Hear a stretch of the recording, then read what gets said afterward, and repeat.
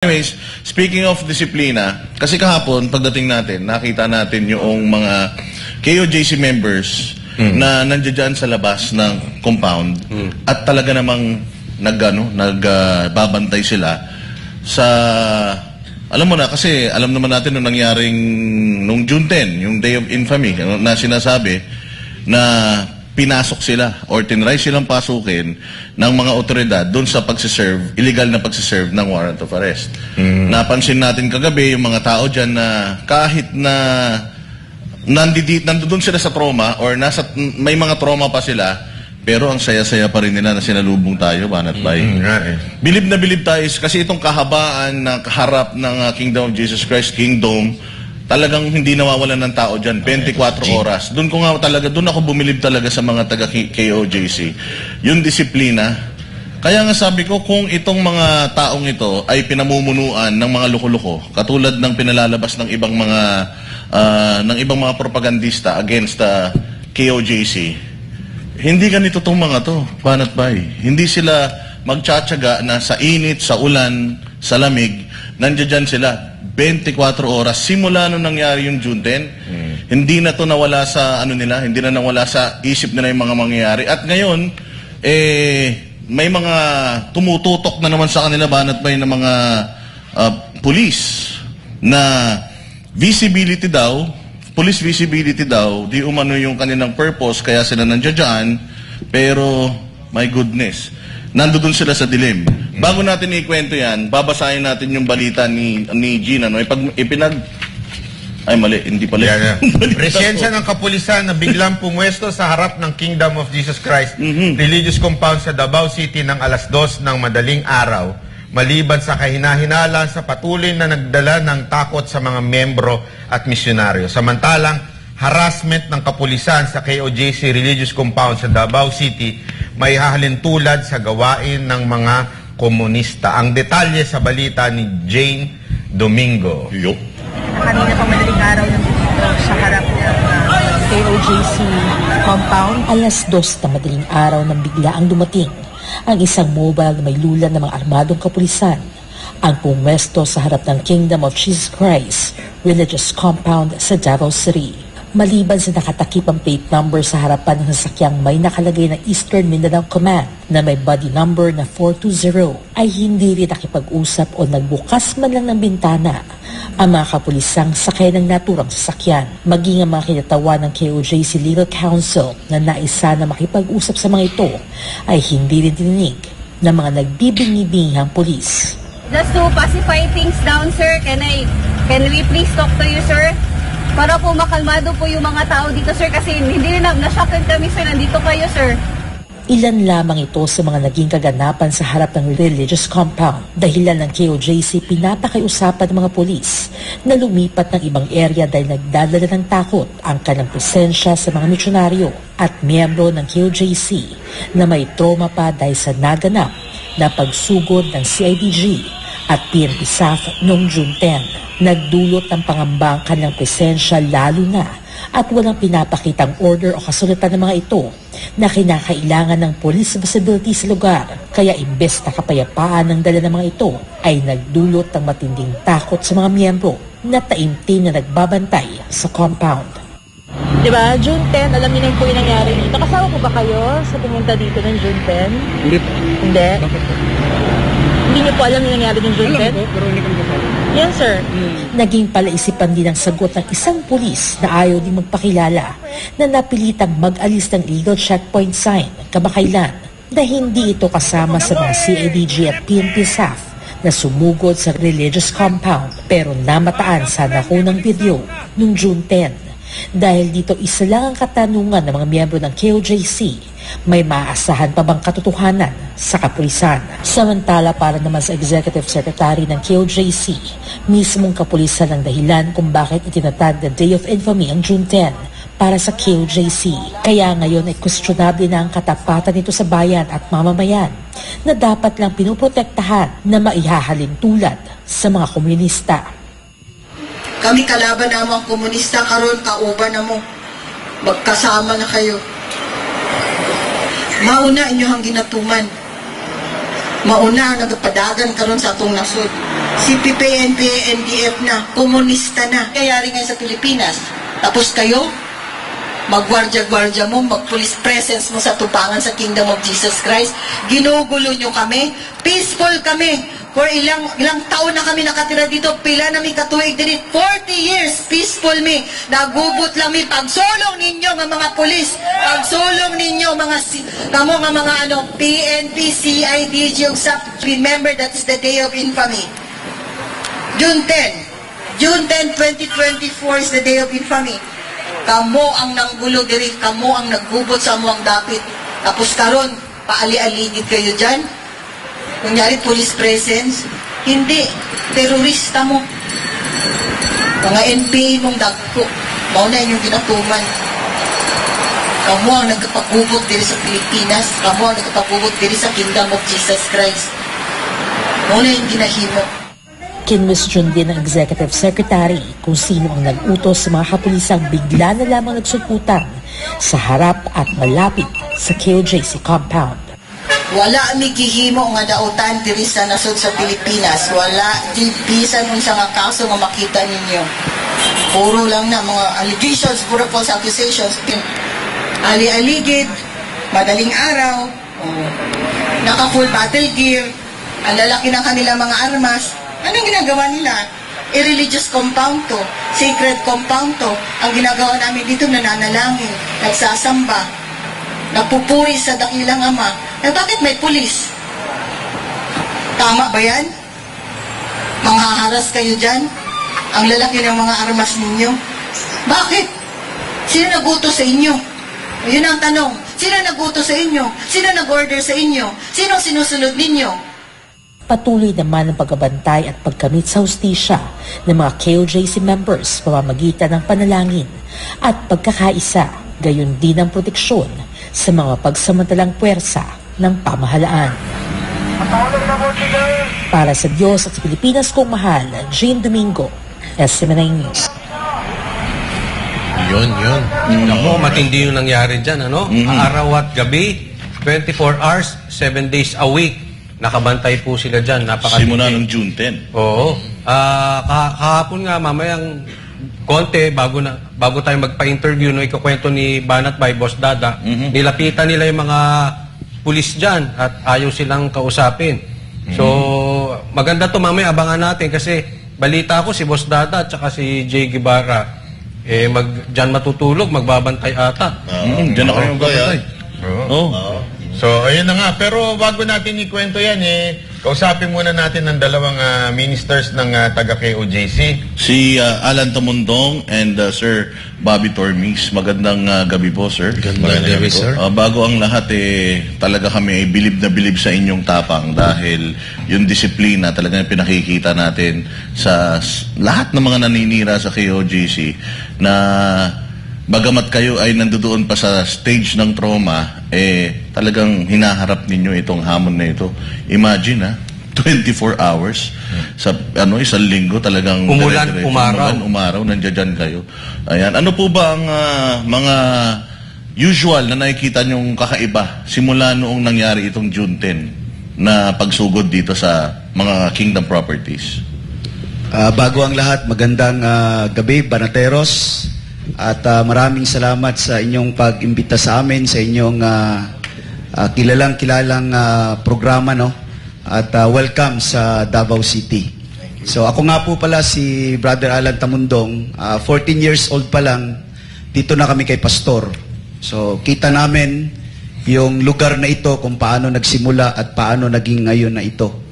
So kaya nung nangyari yung June 10, ay nandyan kami sa labas at binantayan namin yung lugar na to. Kasi ito yung lugar kung saan kami nakatira. Nandito na yung pamilya namin, nandito na yung kung saan kami. Wala na kaming ibang pupuntahan. Ito na lamang yung lugar na natitira sa amin. At hanggang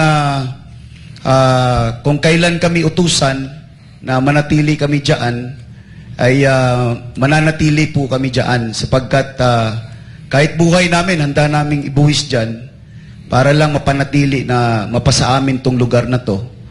At Hindi biro na nandyan kami, lalong-lalo na ngayong panahong ito, napakainit, lahat ng alikabok. No? So ginagawa namin ang lahat ng sakripisyong yan para ipakita namin sa mga nagnanais na kunin yung lugar na to na nandyan kami para protektahan yung lugar namin. Hindi namin alam kung bakit nandito sila. Baka nandyan sila dahil gusto nilang kunin si pastor. Kami mismo, Marso pa kami dito dahil sa Visayas naman ako naka-assign. Hindi na namin nakikita si pastor. Matagal nang wala si pastor dito.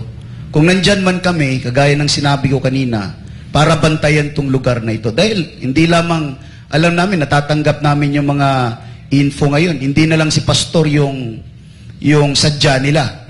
Pati yung lugar na to gusto na nilang kunin. Sabi nga namin, makukuha nila tong lugar na to, pero patayin muna nila kami lahat. So, yun po ang masasabi ko. Bibigay ko rin kay Brother Bobby.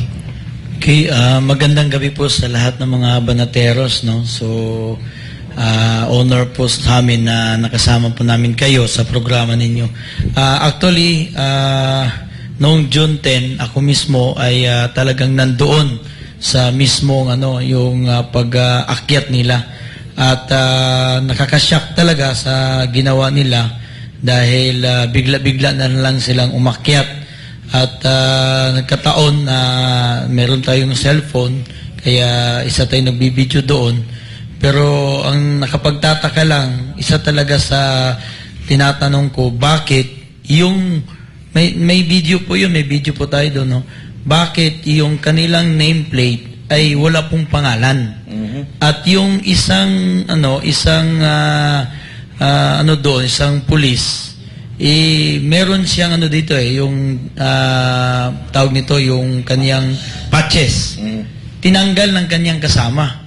Kaya mismo ako, tinanong ko talaga, mismo kasi nagkaharapan na kami, sir, bakit niyo tinanggal yung ninyo, patch ninyo na dapat ipakita ninyo anong unit kayo, saan kayo galing, ano ba to, NPA ba kayo o ano? So, yun ang medyo nagiging trauma sa amin ngayon. Actually, dyan kami sa labas. In fact, kanina nga, halos araw-araw nakipag-usap kami sa kanila.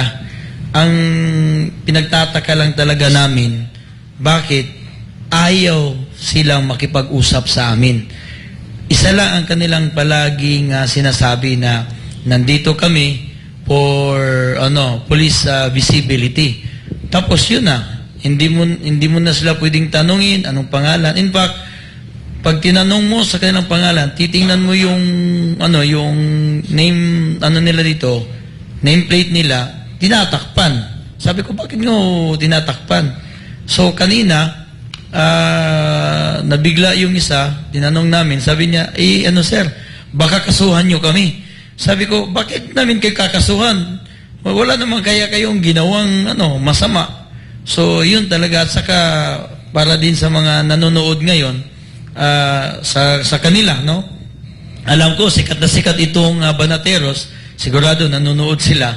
Sinabi ko talaga sa kanila na ang inyong presence, hindi na po talaga para sa proteksyon sa amin. Talagang takot na po kami sa inyo na pupunta kayo dyan, kaya marami nang natrauma. Sana, kung gusto man ninyo na pupunta dito sa amin, at least makipagkaibigan na lang kayo sa amin para at least man lang mapanatag kami. Pero talagang bingi talaga sila. Ayaw silang makipag-usap.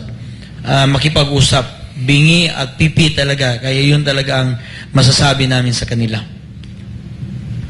Ayun, so itong gusto ko lang itanong, although natanong ko na sa ilan nito, kikurious lang ako, yung bang mga nasa labas, voluntary yan na nandyan, o sila po ay required? Pinilit ninyo? Yung nandun sa labas? Opo, yung mga nagbabantay ngayon. Nagbabantay? Opo. Taga dito po yun? Opo. Mga voluntary naman nilang yung dito? Opo. Kung titingnan mo, more than voluntary kasi taga dito po yun nakatira.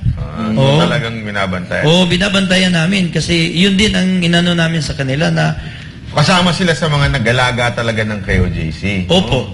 Actually, yun nga yung nakita ko, napansin ko, no? Kasalanan din naman nila. Masyado nilang ginandahan yung KOJC. Kaya pinag-interesan. Oo, kasi kung hindi naman maganda to, di pag-iinteresan to ng gobyerno. Kung pangit to. Sobrang ganda. Hindi, totoo naman di ba?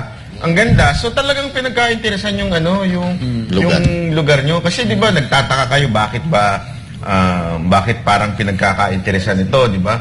Gusto talagang kunin ng gobyerno tong lugar nyo. At nakakatuwa dahil kami nga natutuwa sa inyo nung pumasok kami. Kasi syempre nakikiramdam din kami.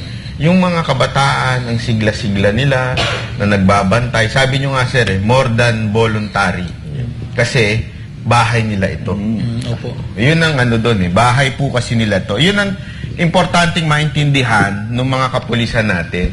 Kahapon, kwento ko na, pinuntahan namin yung mga kapulisan. Tapos in-approach namin, tapos sabi nga namin, ano bang saan kayo, anong unit kayo? Kasi ang pinaka-argument ko doon, kung kayo ba sa bahay ninyo, tinambayan ng mga nakapatig na mga tao dyan, hindi nyo ba tatanungin kung sino sila? Diba? Importante yun. Kasi sabi ko nga, halimbawa sir, kami naman ang pumunta sa bahay ninyo, tumambay kami sa bahay ninyo, nakapatig lang kami doon. Hindi nyo ba kami tatanungin? Siyempre, karapatan nyo rin magtanong, di ba? So, yun yung ginagawa ng mga taga-KOJC. Kaya nila tinatanong. Kahit nga doon sa isang nagtanong, abogado yun. Kasi importante na lahat ng kapulisan, abogado po, kailangan meron silang letter order kung bakit sila naandoon. Hindi pwedeng basta-basta lang tumatambay sa harapan ng bahay ninyo. Maliho yun. Yun yung pinapaunawa natin sa kapulisan. At tama si sir, di ba?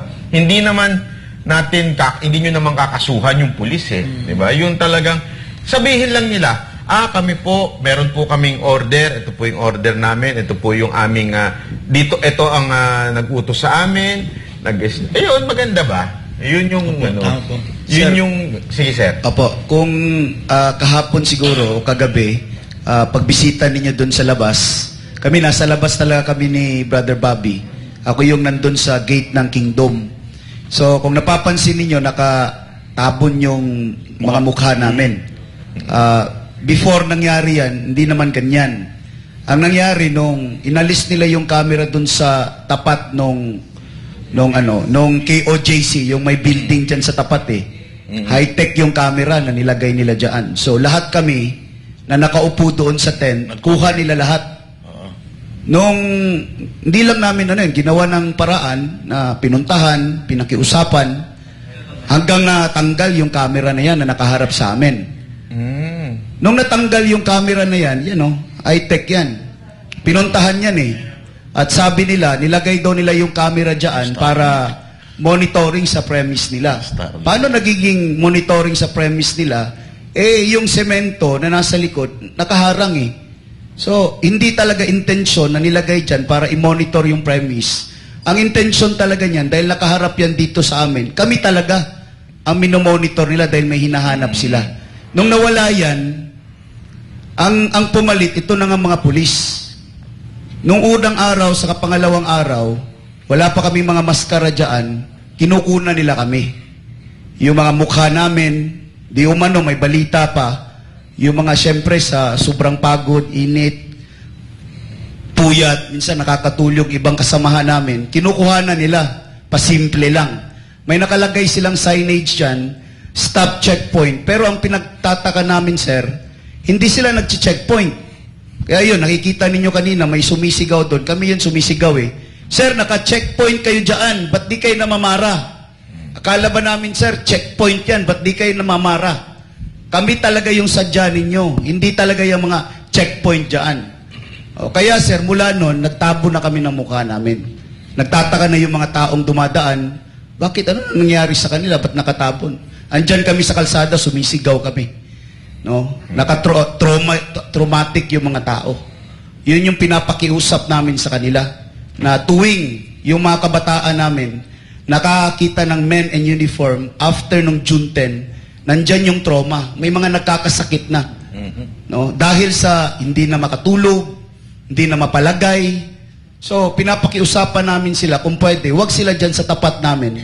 Dahil yung mga tao, pag nandyan sila, yung traumatic experience hindi mawala eh. Kaya maraming nakakasakit. Kaya pansinin nyo, sir, yan ang yung mga ayos namin dyan sa labas. Dahil sa mga kahina-hinalang pinagagawa nila ngayon. At karapatan niya yan, dahil privacy niya yan eh. At saka, sir, at least, ma-share na rin namin ito, no? Noong, may nakausap tayo dyan, mabait naman sila. At in fact, siya pa ang sa akin, nagbigay ng info na, actually, sir, yung nakalagay dyan na pangalan, relieved na po yan. Yung mismong, saka, alam po natin, basta kung mag-checkpoint, dapat yung present na pangalan, yung station commander. So doon kami nagtatanong talaga. Tapos tinatanong namin, sir, ano po ba talaga ang pakay ninyo? Tapos yung pangalan, ayun lang ibigay. So ang ginawa ko po, sir, yung isa po, yung Loy, Antonio Loy. Yan, yung may Loy yan dyan eh. Si Torre yata yung dyan. So ang nangyari yung time na yan, medyo ayaw talaga nila, sir, magpakilala. So ang ginawa po natin, ako mismo, pinuntahan ko po, kasi meron pong checkpoint, sir, sa Jollibee. Di ba? Yung Jollibee, sir, sa po yan, Buhangin Police Station, Buhangin Police Patrol Car. So kasi police visibility sila eh. So pinuntahan ko po yun. Nung pinuntahan ko, yung blue na uniform nila, sila yun.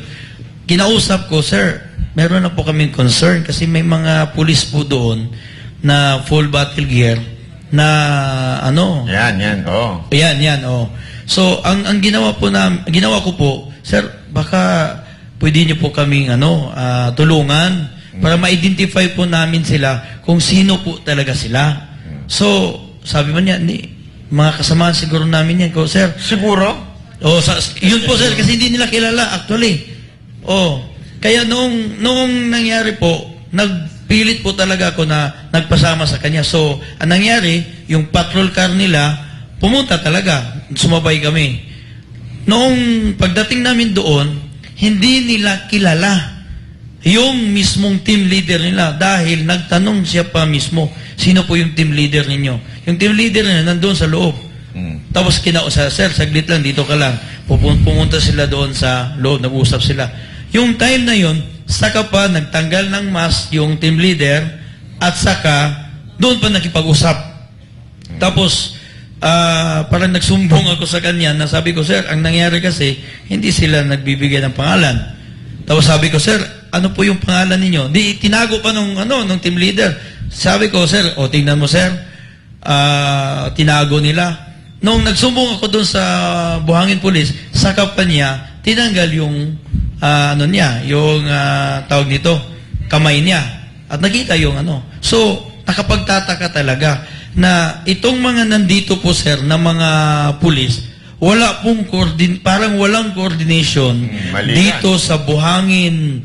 Kasi boundary po kasi ito, sir, dalawang station po kami dito sa Buhangin. So parang wala silang coordination. Kaya ngayon, takot na takot talaga kami. Kasi nga, sir, mayroon kaming na parang narinig lang na lulusubin na naman uli kami.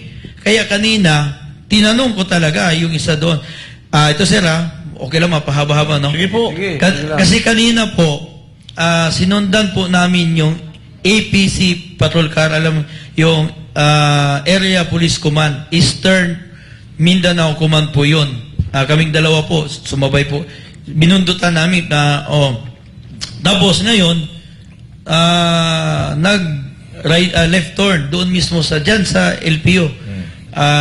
Nagbaba sila ng trupa nila. So, bumaba din kami. Tapos, kinausap namin mismo yung driver. Kasi yung team leader nila na nagbaba, babae. So, pagpasok ng babae, ang bilis nila, parang hinarangan ko yung salamin para hindi makaangat. Ko, sir, pwede ba po kami makikipag-usap sa inyo? Ano po ba talaga ang pakay ninyo sa amin? Hindi sila nagsasalita. So, diniritso ko na, sir. Alam niyo, sir, yung police presence po ninyo, takot na po kami sa ginagawa ninyo, sir.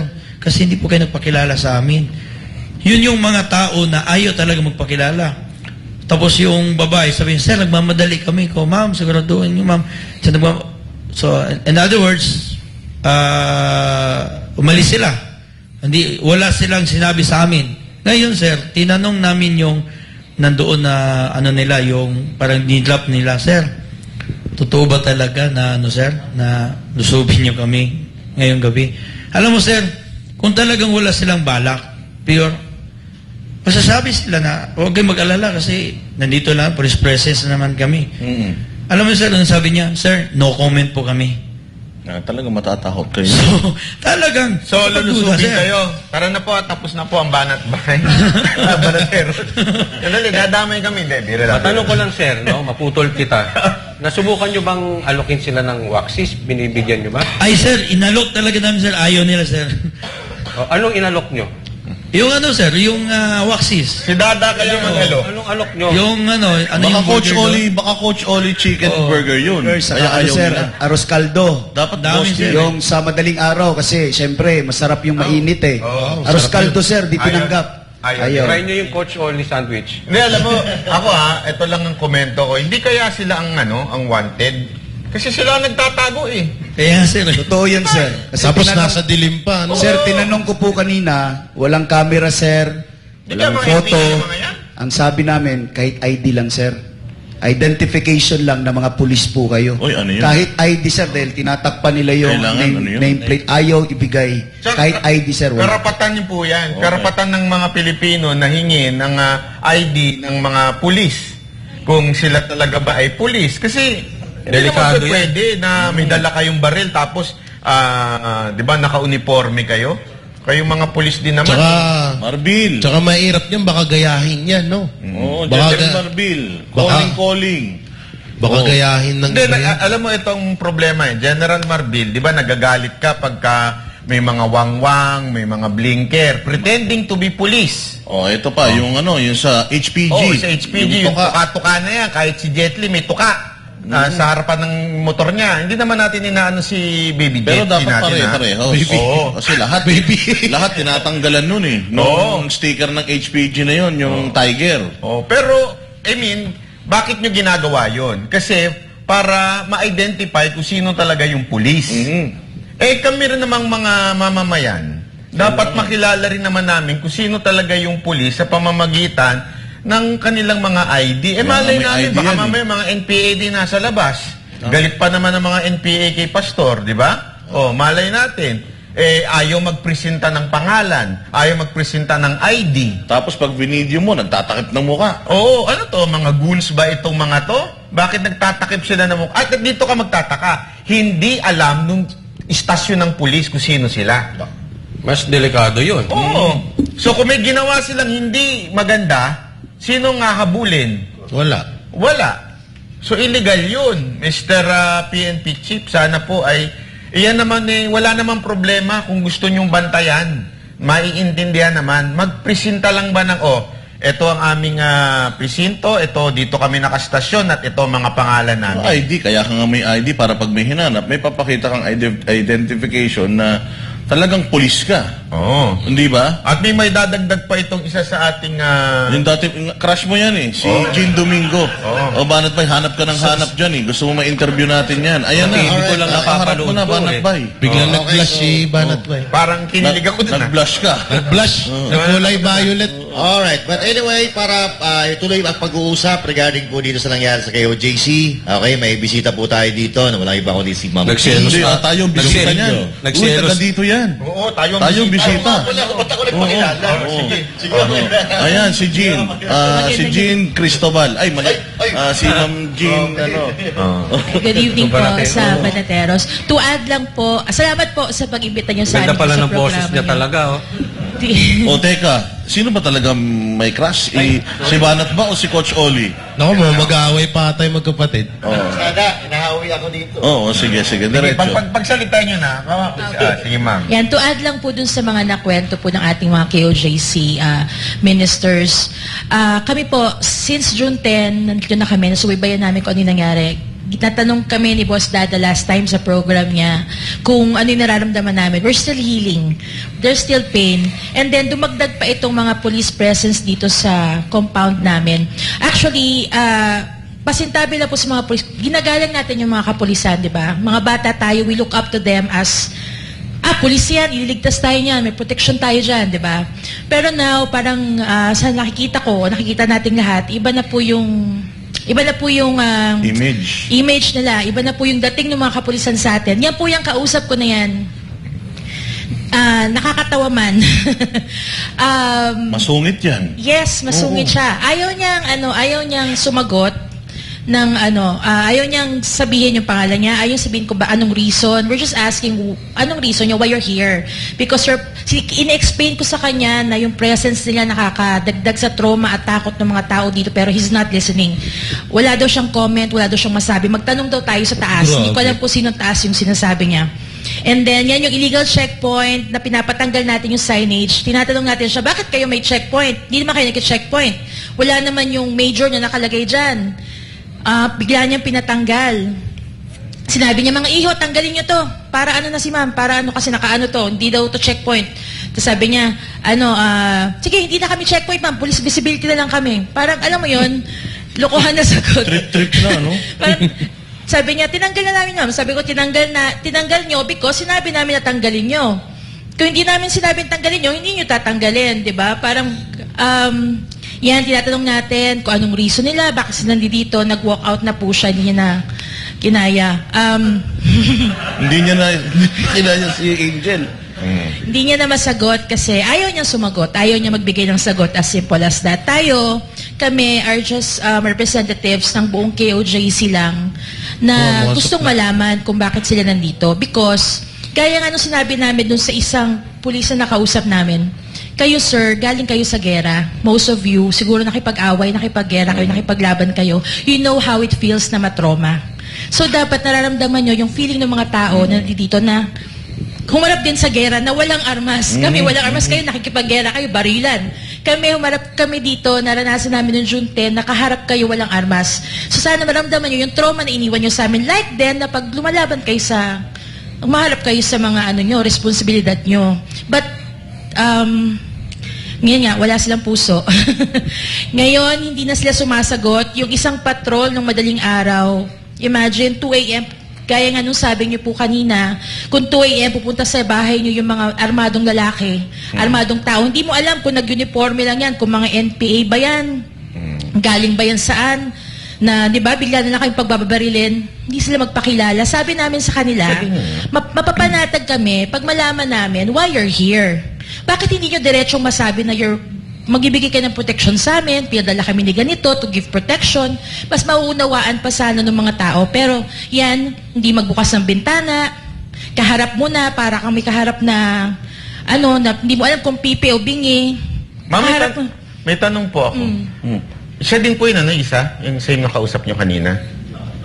Di ba? Hindi, yung nakatayo kanina sa, Pero yung kausap ko kanina, yung Robles, tinanong ko siya, I asked him kung, kung nandito siya. Kamukha ni Remulla, no? Oo. Pulis na pala siya ngayon. Hindi, ma'am, kayo po ba may asawa na? Ha? Seryosong tanong po ito? Ano ba kayo tama yung tao? May asawa na po kayo?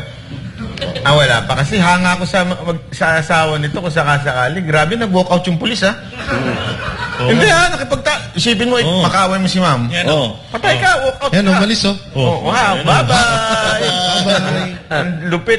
Anong sinabi ninyo dyan na talagang nagpa-trigger na umalis na lang? Tinatanong ko siya, sir, bakit siya nandito? Tapos sabi niya, hindi ma'am, yung taas na lang tanongin niyo. Hindi, sir, kailangan niyo sabihin sa amin, we should know because you're the one who's supposed to be giving us protection, ganyan-ganyan. No, ma'am, ganyan-ganyan na siya, kaya po umalis na siya. Hindi na Hindi niya kayang masagot din. Hindi niyo naman sinigawan. Hindi po magalang po, nagpupo ako sa Hindi kanya. mo, yun nga nakakatuwa sa kanila kasi kahit na medyo galit na sila, magalang pa rin sila, Coach Oli. Oo, kasi si Jay Guevara kagabi nung kinausap niya yung mga pulis sa labas, si Jay, Pareho kayo? Uminit yung ulo. uminit ang ulo ni Jay eh. Sabi ko, magalang lang tayo ha. Biglang humirit kayo doon na kung ano-ano. Proud ka sa ginagawa mo? Proud ka? Sabi nito, ang laki-laki nito eh. Dito lang na yung, mas malaki pa siya doon sa team kung team leader. Proud ka ba sa ginagawa mo? Hindi. Anong pakiramdam ng hinaharas? Di ba hinaharas mo kayo, JC? Tanggalin Sabi mo ni yung Dada, maskara. ganun ba siya? Eh, laki-laki niya, ayan, Ayan, tingnan nyo. Ayan, si Banat Bay. Susumpot Bait-bait yan. ko, kita mo, ang bait ko, nakaganong pa yung kamay ko. Pang mabait yan. Si Banat Bay lang mag-isa yan. Tapos si Boss Dada biglang lalapit. Proud ka? Proud ka? Mga ganun. Laki-laki mo. Ayun kita mo, ang laki pa. Sinundan, Baka kaya tuloy umilag eh. May bitbit ka pang basket. Kasi yung t-shirt ko yan nawaksis eh. Hindi, pero sabi mo? sa totoo lang, yung experience natin kagabi, organic yun. Wala kaming ine-expect. Basta lumapit tayo dyan, kinausap natin sila Nang maayos. ng maayos. Tinanong natin kung sino sila, taga saan sila, bakit nandun sila sa sulok, sa dilim, kasi police visibility, pero halos nakakamouflage na sila dun sa sulok, hindi na sila nakikita ng tao. Kaya ang sabi ko, tapos nung paglapit natin, yung isa nagtakip ng mukha niya. Kaya ang tanong ko sa kanya, ba't ka nagtatakip ng mukha? Dapat proud ka kung ginagampanan mo yung trabaho mo at alam mo tama yung ginagawa mo. Hindi ganyan, hindi Dapat ganyan. proud. Ang ganito pa yung tono ko. Hindi. Banat Bay. Kuya, kung proud ka, Hindi ganyan. Ayusin mo. Fake news ka. Sabi ko, kuya, Hindi ganyan ang sinabi mo. May audio yan, may audio yan. yung trabaho mo, gawin mo. Ganon. As in, munti ko nga maibigay yung t-shirt ko sa kanya eh. Kaya lang, sabi ko, akin pala yun. Hanapin mo, asan ako? Asan ka? Wala, binabantayan ko si MJ, baka galawin. Hindi. Malayo kami. Magkasama kami ni MJ. Hoy, sino MJ? Look out kami. MJ, Kaya hindi, kaya yun ang MJ, tinanong ko sa kanya. Sabi ko, feeling mo ba na nahaharas ka? Ganyan din yung pakiramdam ng mga taga-Kingdom of Jesus Christ. Anong pakiramdam nung nahaharas? Kaya, yun yung gusto natin ipaintindi sa kanila. Kasi ayan, bagamat nakikita nyo itong mga kausap natin ngayon na pinapasaya lang namin sila kasi sobrang iba pagka nasa kapag Nandito kayo. under ka ng stress and duress. Iba talaga ang pakiramdam nun. Kaya kami, kahit papaano, pinangingiti lang namin sila. Pero kasi every time na maaalala mo yung mga hindi magandang experiences mo, talagang kikilabutan ka eh. Kaya kahit papaano, comic relief, ginagawa lang namin ito, nagpapatawa ng konti para medyo hindi sila masyadong matense. Kasi So, hinaras mo nga. Sino? Sila, sabi mo eh. Hindi. Anong pakiramdam ng hinaras? Hindi, crush. Sabi ko, crush. Crush. Oo. Pero ito seryoso ang mensahe. Alam mo, kayong mga kapulisan, na naiintindihan namin kung bakit sumusunod lang kayo sa utos. Siyempre, pag hindi naman kayo sumunod sa utos, mayayari kayo sa mga boss nyo. Pero tandaan ninyo, yung PNP chief nyo magre-retire na next year. Yes, February. Magre-retire na yan. Kayo, magtatagal pa dyan. Ang susunod na presidente, si VP Sara Duterte. Paalala ko lang. Baka kasi nakakalimutan ninyo na hindi forever yung boss ninyong sinusunod na naandyan sa pwesto. Mawawala na yan ng February, lahat ng inutos niya sa inyo, bahala na kayong managot. Kasi hindi lang naman, bakit sa tingin nyo ba, just in case lang na pag-isipan ng KOJC na magsampa ng kaso, o di ba, pwede ba kayong, masasagot ba kayo niyan? Ito pa, meron pang i-reveal si Ma'am Jane sa atin. Kung sino mas pogi sa magkapatid? Ayun ba i-reveal mo? No comment. Ay, okay. No comment. Sige. Hindi po, may dagdag lang po tayo. Yung kausap natin din kanina si Robles, tinanong ko siya, Sir, kasi pinapaliwanag ko yung nararamdaman ng mga tao, kung bakit kami nagtatanong. Tapos, alam niyo po ba yung nangyari noong June 10? Yung sagot niya, andito po ba kayo? Kasali po ba kayo doon? Ang sagot niya, hindi po. Sabi, hindi niyo po alam, hindi kayo kasali. Hindi kami kasali, pero alam daw po niya yung nangyari noong June 10. Okay na po sana yon. Pero, when we checked our file videos, nakita natin siya noong June 10. So, Why would you lie? Bakit po magsisinungaling? Ayun, turo-turo pa, oh. Oh, siya po yan. Yan. Ayan. Oo nga. Markado ka, oh. Markado. Opo. Ang Yan, galing siya mo yun. talaga. So, Sinungaling, ano? Tumukha talaga ni Remulla eh, no? ang tanong po, bakit nila kailangan magsinungaling? Anong pinagsisinungalingan nila? If nandyan sila for, sige, police visibility, bakit po nila kailangan magsinungaling? Anong tinatago nila? Bakit nila hindi sabihin yung dahilan kung bakit po sila nandyan? And why would you lie na nandyan ka noong June 10? Dahil baka malaman natin na same agenda ba? Tanong lang po yun. Tsaka arrogante na talaga, no? Opo. Very, very. No? Yes. Arrogante na siya. Kasi dito pa lang sa June 10, paduro-duro na siya, no? Tapos dito sa ano... Dumuduro pa rin. Duro pa rin.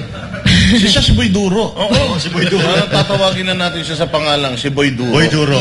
Ayan, no? Parang ano siya, team leader siya or nung mga naka-barricade or nandiyan noong June 10 sa harap ng gate, mismong Safto, gate. di ba? Yung nasa June 10. If I'm not mistaken, yes. Tinanggi niya ata yan, di ba, ma'am? SAF Tinanggi niya. CIDG daw po. Na nandyan siya nung June 10. Tinanggi niya. Tinanggi niya. Na video po, nakita po siya, naalala natin siya kasi ayan o. Yan siya, yung mga nagtutulak ng mga ano. Nahirap talaga maging asawa to si ma'am. Oo, matatandaan niya lahat. Lahat ng kasalanan mo, matatandaan Grabe, niya. oh. Natandaan niya. Umbira, delikado ka dyan pag nagpalusot ka dyan.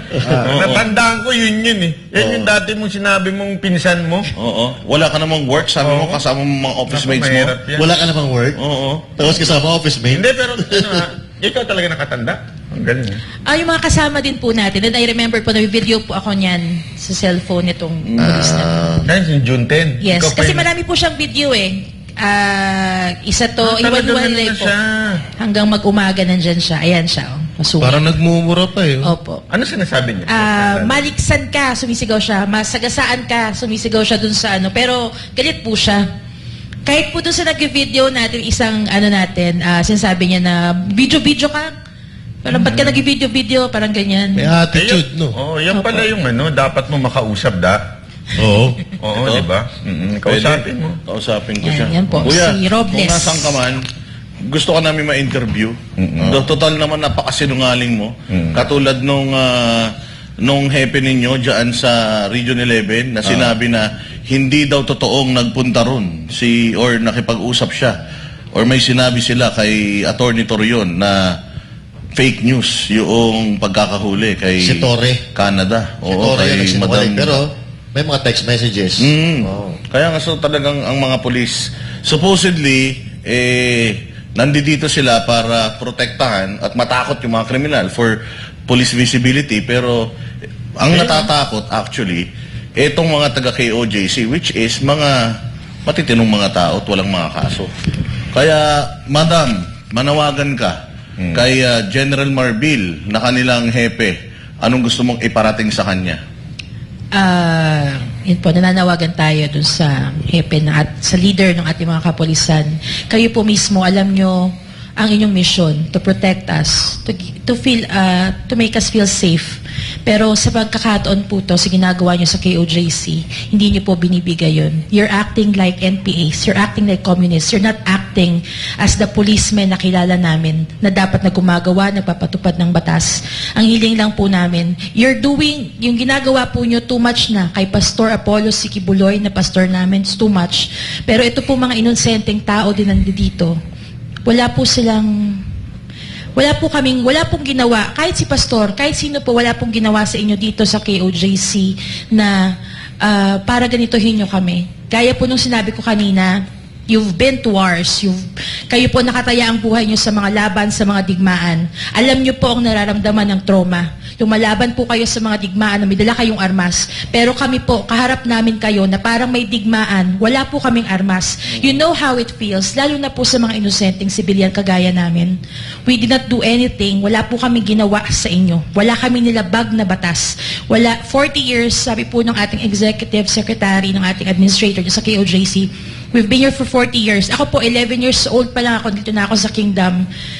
Every time I travel back sa Manila papunta dito ko po nararamdaman sa Davao City ang safety. Pero ngayon, nakakapagduda na.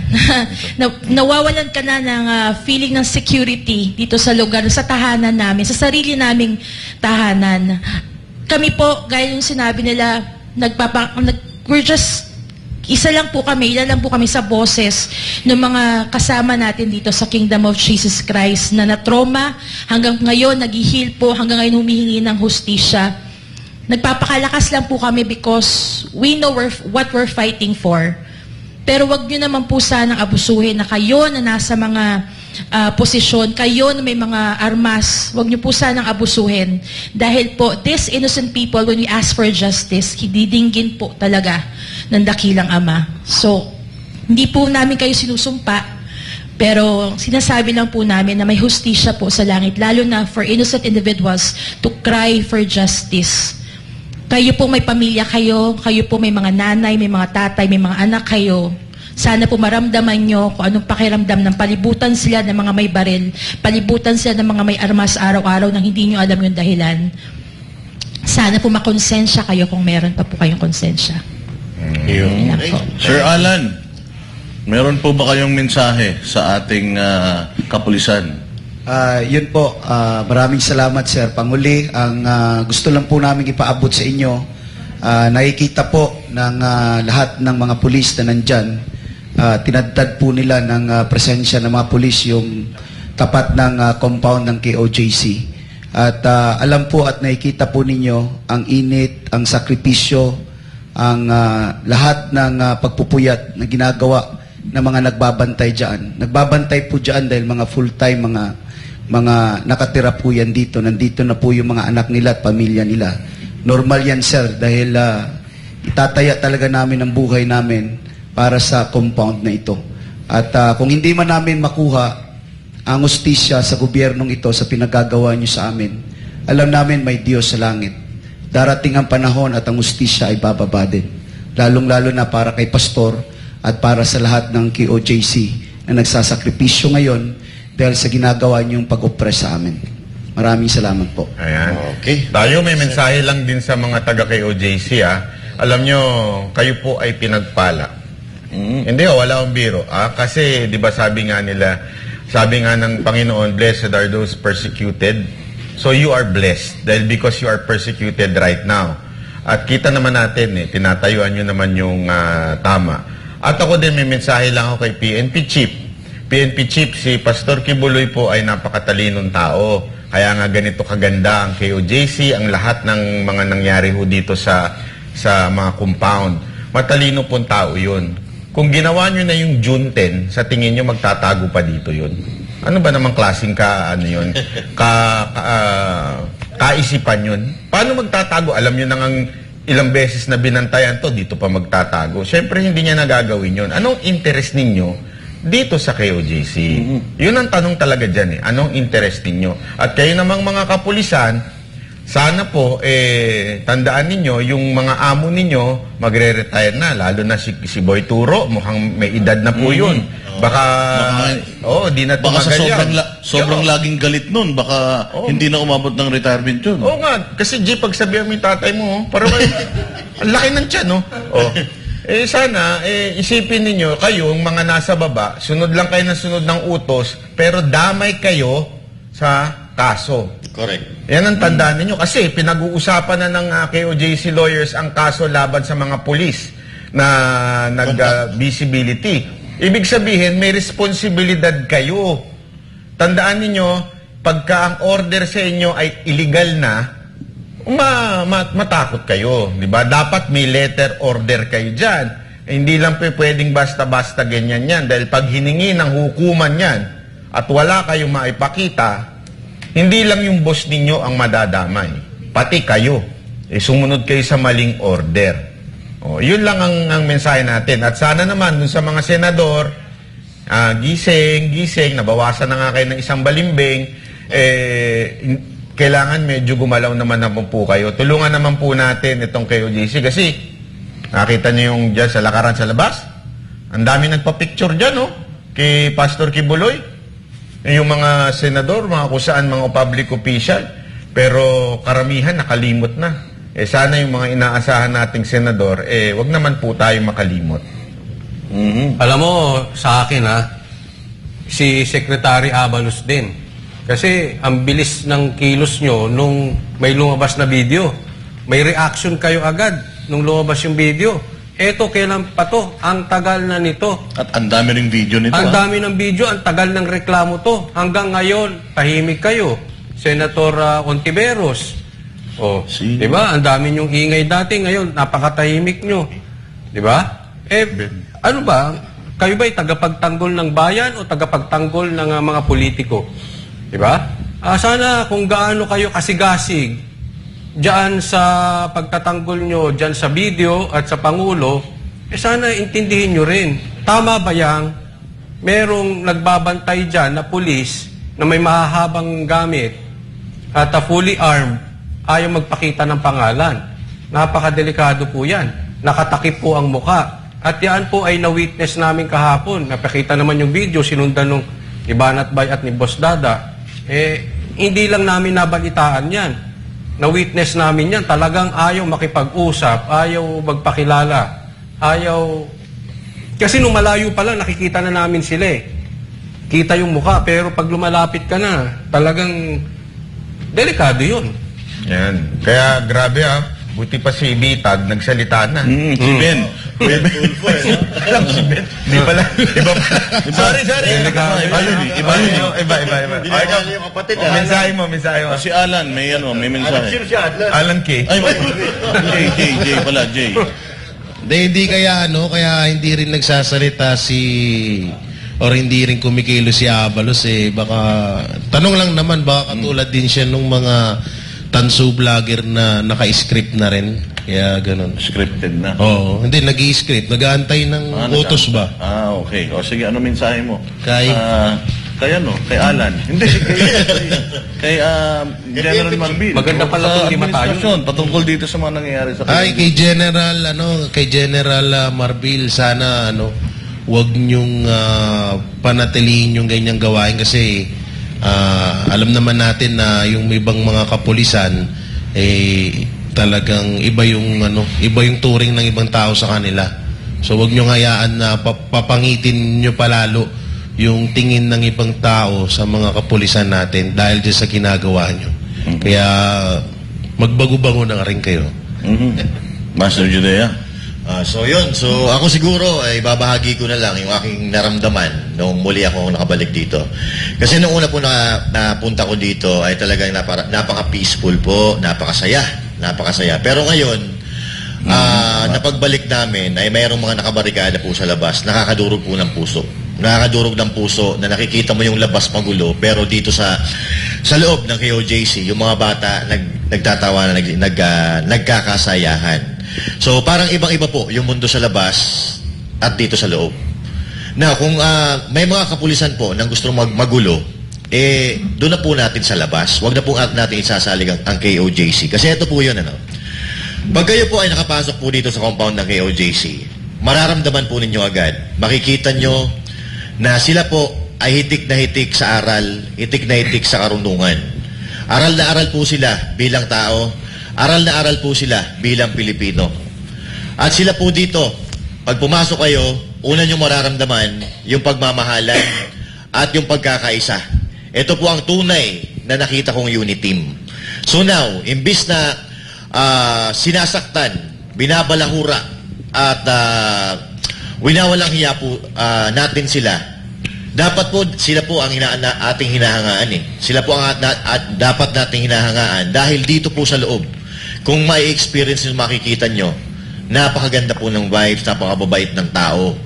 At higit po sa lahat, mga kababayan, sila po ay walang ginagawang masama dito. Kaya nga kami po, nadudurog ang puso namin dahil kilala namin, marami kaming kilalang mga taga-KOJC na mababait, nagdadasal, maka-Diyos. Tapos paglabas namin, makikita namin, sila ang binabantayan ng mga kapulisan dyan sa labas. Imbis na yung mga kriminal na naglipa na sa ating bansa, KOJC ang binabantayan. Kaya, Hepe, PNP Chief Marbil, sana po may konsensya pa po kayo natitira diyan sa puso ninyo dahil alam nyo naman sa sarili nyo kung ano po ang mga pagkatao ng mga nasa KOJC, lalo-lalo na ng Pastor Apollo C. Kibuloy. Maraming salamat po. Ayan, ako naman po, siguro gusto ko lang malaman ng lahat na kaya po kami nandito para personal po namin ma-experience at makita kung totoo ba yung mga nasa balita na yung mga pulis na nandito ngayon ay mga bastos. masasabi ko na, oo, totoo, mga bastos yung mga nandito kasi tayo nagpapasweldo sa kanila gamit ang ating mga buwis, pero ganyan, evasive sila, yung mga tamang protocol hindi nila sinusunod.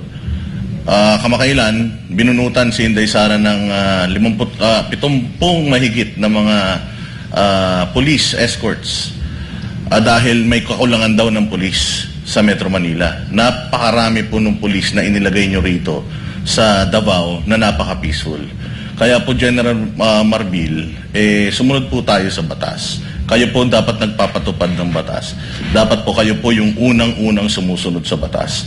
Napakapangit na ngayon ang mga kapulisan ay hindi lang nanghaharas ng tao, mga sinungaling na din. Kasi katulad nga nung sinabi ni Ma'am Jean kanina, yung police na kinausap niya, harap-harapan nagsinungaling. Wala daw siya dito noong panahon ng pagsaserve ng illegal nung warrant, pero nandito naman pala siya. So hindi po tama yun. Dapat po ang police malinis, may integridad, at hindi nagsisinungaling. Paano tayo magtitiwala sa mga uniformado kung yung paglabag sa kanilang hanay mismo nagsisimula? Kaya po yun lang po ang masasabi natin. Totoo po yung nangyayari dito sa Davao. Napakarami pong mga checkpoints. And bilib na bilib po tayo sa mga kingdom citizens. Kasi katulad ng sinasabi ni Master Judea, nung unang pumunta kami dito, ang saya-saya.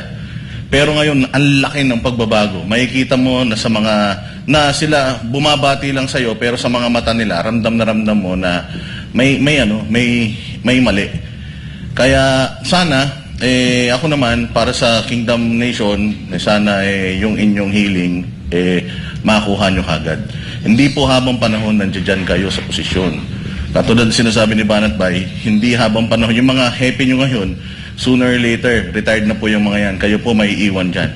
Magbabago yung magli-lead sa inyo. Pero yung Pilipino na dapat na pinoprotektahan nyo, yun at yun pa din yun, mula noon hanggang ngayon.